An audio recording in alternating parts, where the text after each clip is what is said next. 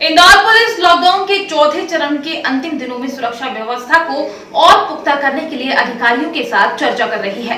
1 जून से लॉकडाउन 5 की शुरुआत नई छूट के साथ की जाएगी, जिसको देखते हुए इंदौर डीआईजी ने सुरक्षा व्यवस्था के पुख्ता इंतजाम किए हैं। वहीं ट्रैफिक व्यवस्था को लेकर भी अधिकारियों को निर्देश दिए हैं।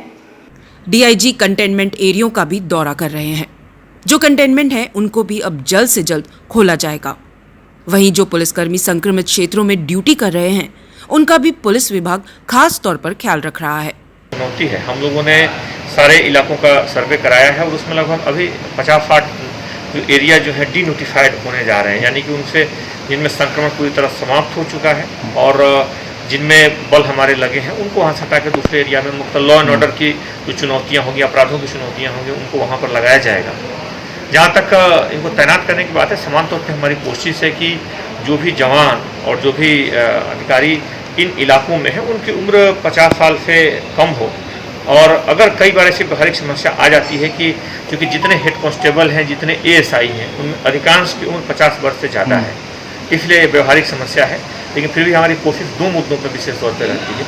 एक तो 50 वर्ष से ऊपर के लोगों को इन क्षेत्रों में न तैनात किया जाए, और दूसरा जो चेकिंग, अभी चेकिंग तेज़ी से बढ़ेगी मुख्यतौर पर प्रॉपर्टी ऑफेंडर के मद्देनजर, और उन चेकिंग पॉइंट्स पे और मुख्यतः जो हॉस्पिटल के आसपास जो पॉइंट लगे हैं, इन जगहों पे जो लोग भी रहें वो पीपी किट में रहें, कम से कम 1 से 2 जवान।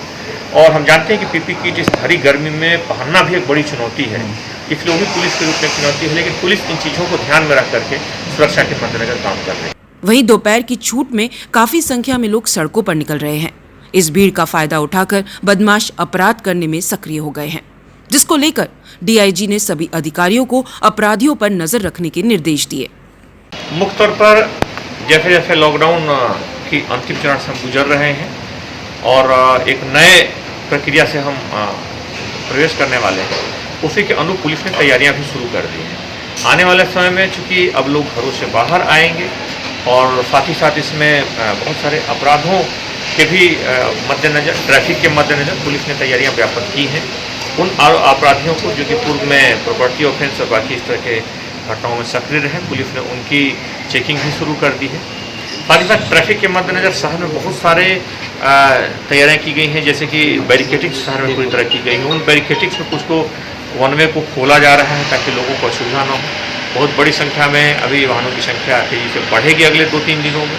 तो इसके अलावा पार्किंग से लेकर के लोगों में जागरूकता फैलाने तक की भी कोशिश की जा रही है।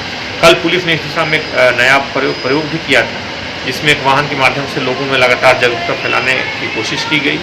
और साथ ही साथ लोगों ने 2 महीने में जो तैयारियों में जो चीज़ें कुछ आत्मसात की, सीखी, जिसकी बदौलत यहाँ पे इस प्रवाह को रोकने में मदद मिली, संक्रमण की चुनौती को रोकने में प्रभावी मदद मिली, उससे आगे भी उसको अपना करके हमेशा उसका पालन करें जब तक कि चुनौती पूरी तरह समाप्त नहीं होती। इस बात के लिए भी पुलिस लगातार प्रयास कर रही है और प्रेरित कर रही है।